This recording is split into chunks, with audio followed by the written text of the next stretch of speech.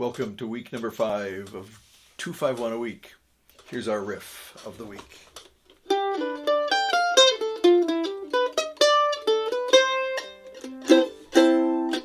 D7, D minor 7th, G 7th, C. Here's the riff again.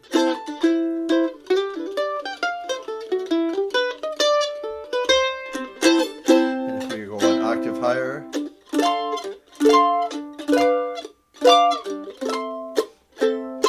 way up here,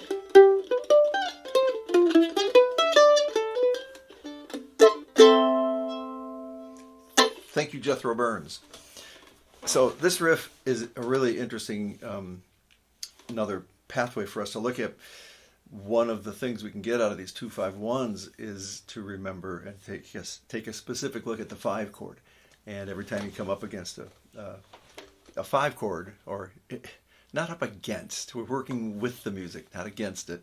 When you're given an opportunity to solo over a 5/7 chord, it's nice to have some ideas and favorites and that things may lay out in your instrument. I really like, so we're in C, right? There's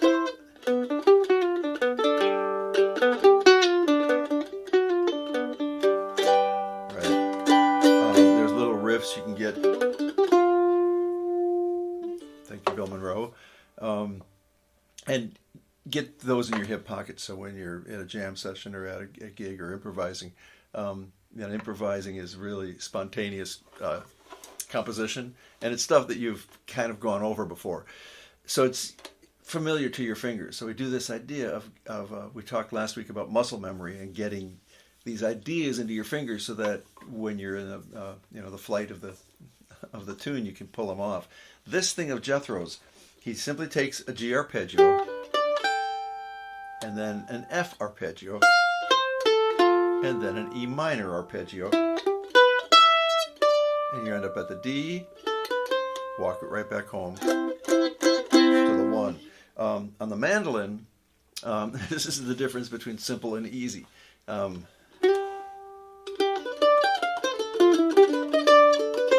Jethro plays this, to be fair, he doesn't, the 2 examples I've got of him playing it, it's over an extended G 7th chord.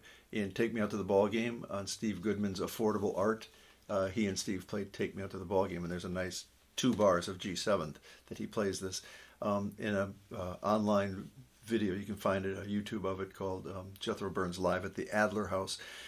He and Don Sternberg and John Parrott play a really nice rendition of Sweet Georgia Brown, and at the extended, I think it's also under the G 7th, but it's a longer, just the 5/7 chord that he's playing this.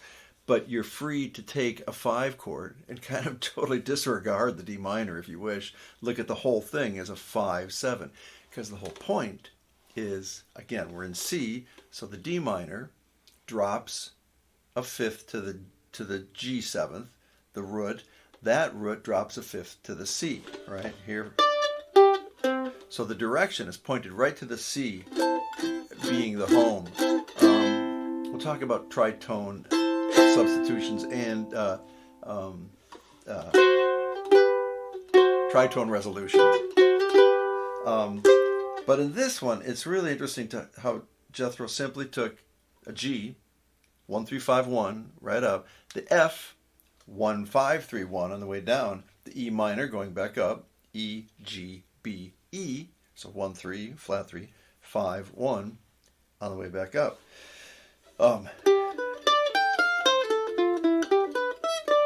Right here, it presents its own little trick for us mandolinists, being way up here.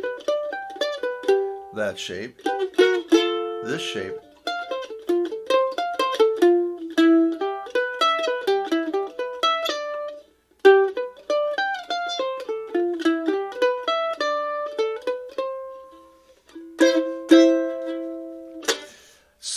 So getting it under your fingers, getting it clean, work on things, get it clean, and then push it and push it and push it.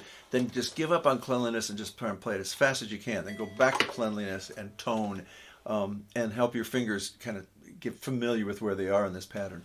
I've got the tablature for guitar as well. There's one back in first position that's for me, I kind of think being a bluegrasser, I think down here easier, but it's sometimes more fluid up here.